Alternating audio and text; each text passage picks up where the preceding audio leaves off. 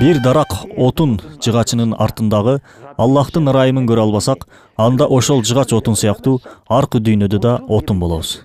Алма жүзүм мөмөсү бизге айтат: карагылачы, жакшылап көңүл буруп карагылачы. Бир чыбыктан, бир жыгачтан келип жатам. Бирок бутагымда да, тамырымда да, жалбырагымда да мөмөмдөгүдөй даам, жыт жок. Мөмөмдөгүдөй суу, шекер, составтар, элементтер жок. Бул айдан ачык көрүнүп турат. Алмага карай турган болсок, түсү көзүмө жагат, жыты мурдума жагат. Ал эми даамы тилиме жагып жатат. Ичиндеги витаминдер болсо организмге жагып, ылайык келип жатат.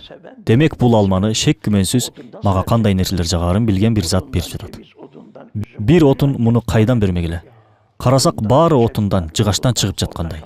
Шабдалы, жүзүм, инжир, жаңгак баары жыгачтан, отундан чыгып жаткандай. Бул мөмөлөрдүн түзүлүшү да, дизайны да сонун жаратылган. Апельсинди бөлүк-бөлүк кылып, ажырай турган кылып жараткан. Эгер туюк бүтүн болгондо, биз тиштегенде суусу куюлуп жүдөмөкпүз. Атайын бизге ыңгайлуу болсун деп бөлүнө турган кылып жаратылган. Канчалык даражада кылдат, кооз, акылмандуулук менен жаратылганын карагылачы. Биз ушул нерселерди түшүнүп билүү үчүн келдик бул дүйнөгө. Башка кыла турган ишибиз жок бул дүйнөдө. Этибиз желинбейт, сүтүбүз ичилбейт, чачыбыздан байпак токуганга да болбойт. Эчтекеге жарабайбыз кыскасы. Эчкинин жүнүн кырксак, кийим болот. Койду кырксак да кийим болот. А менин чачымды кырксак, таштанды кыргытабыз. Профессордун чачын кырксак да таштанды кыргытабыз.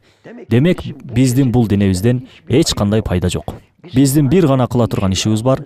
Ал ой жүгүртүү, ыйман келтирүү, Аллахты таанып билүү, Аллахты сүйүү, Аллахка сүйүктүү болуу. Кыскасы ибадат. Биз ушул үчүн жаратылганбыз. Уйга барып айтсак: "Эй уй, бул дүйнөгө эмне үчүн келдиң? Же футбол көрбөйсүң, же кафеге барып эс албайсың, ичимдик ичип ойнобойсуң, же эс алууга чыкпайсың. Мал сыяктуу жашап жүрөсүң. Күндүзү оттоп, түндөсү малканадасың. Ушул үчүн келдиңби, эй уй" десек, бизге уй айтса: "Сен кандай түшүнбөгөн немесиң? Барып муздаткычыңды бир ачып карачы. Ичиндеги сүт менден, айран менден, быштак менден, сарымай каймак менден, фарш менден, чучук менден, котлет менден, беш бармактагы эт менден. Алдагы бутуңдагы ботинка менден, белиңдеги кемер да менден. Мен болбосом шымыңды көтөрө албай калмаксың." Кечиресиң уй досум, сен бир турушуң менен эле супермаркет экенсиң. А эгерде уй бизге айтса: "Сен эмнеге келдиң? Же этиң желинбейт, же сүтүң ичилбейт, чачыңдан кийим чыкпайт. Мына, сен эмнеге келдиң бул дүйнөгө?" десе, эмне деп жооп беребиз? Демек, адам Аллахты таанып билип, ага ибадат кылуу үчүн келген.